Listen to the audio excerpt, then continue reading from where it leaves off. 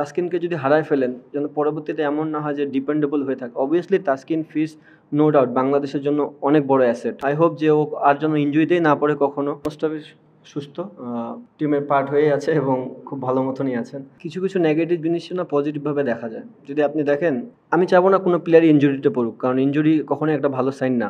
যখন আমরা ফার্স্ট টি-20 ক্যাপ্টেনশিপে যখন আমরা ইউএই অ্যান্ড পাকিস্তানের সাথে খেললাম, আমার কিন্তু 2টা বেস্ট বোলার ছিল না, তাসকিনও ছিল না, ফিজও ছিল না। আমরা স্ট্রাগল করেছি, but at the same time যে প্লেয়ারগুলো খেলেছে তারা গেম পেয়েছে। সো আপনি যদি টিম বড় করতে চান, বিল্ড করতে চান, আপনার সবসময় প্লেয়ারকে বিল্ড করতে হলে ম্যাচ খেলাতে হবে।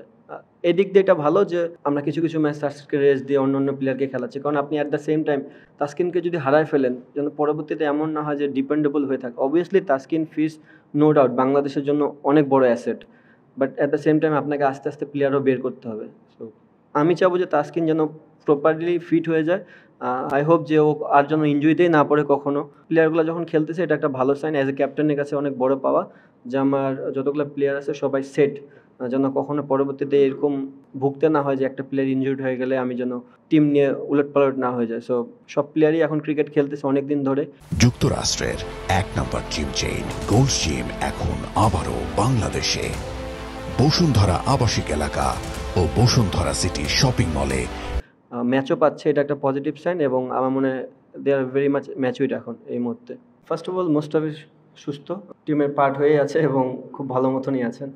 আর সেকেন্ড যে জিনিসটা বললেন যে স্পিনারদের ক্ষেত্রে আসলে আপনি যখন টাফ উইকেটে তাদেরকে রেগুলার বোলিং করাবেন, সেখান থেকে আসলে ধারাবাহিকতাটা তৈরি হবে। আপনি যদি রেগুলার জানেন যে আমি যে উইকেটে বল করবো ওখানে হেল্প থাকবে, আসলে খুব একটা চ্যালেঞ্জ থাকে না। সো চেষ্টা করব যে আমরা এখানে খেলার জন্য, যে এই জন্যই, বিকজ আমি যেটা বললাম যে আমাদের হাতে বেশি একটা সময় নেই ওয়ার্ল্ড কাপের আগে, সম্ভবত এখানে 3টা আর আয়ারল্যান্ড 3টা। তো আমরা চেষ্টা করব খুব ভালো ক্রিকেটে খেলার জন্য এবং যেখানে যেন সবাই চ্যালেঞ্জ ফিল করে জিনিসটাতে। প্লেয়ারদের ক্ষেত্রে যেটা হয়, ফরম্যাট টু ফরম্যাট অনেক কিছু ভ্যারি করে।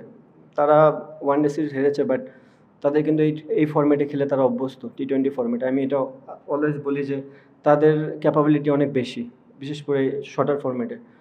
ডেফিনেটলি তারা দাবিদার ভালো টিম এখানকার জন্য, বিকজ আমরা সবাই জানি যে চিটাগাং একটু ব্যাটিং ফ্রেন্ডলি উইকেট হয়, এটা নর্মাল, মানে যতদিন ধরে আমি খেলি। সো বোথ সাইডই থাকবে, আমাদের বলার আছে, তাদেরও বলার আছে, আমাদের ব্যাটসম্যান আছে, তাদেরও ব্যাটসম্যান আছে। সো যে কিনা ভালো ক্রিকেটটা খেলবে সেদিন তারই সাকসেসের রেট বেশি থাকবে।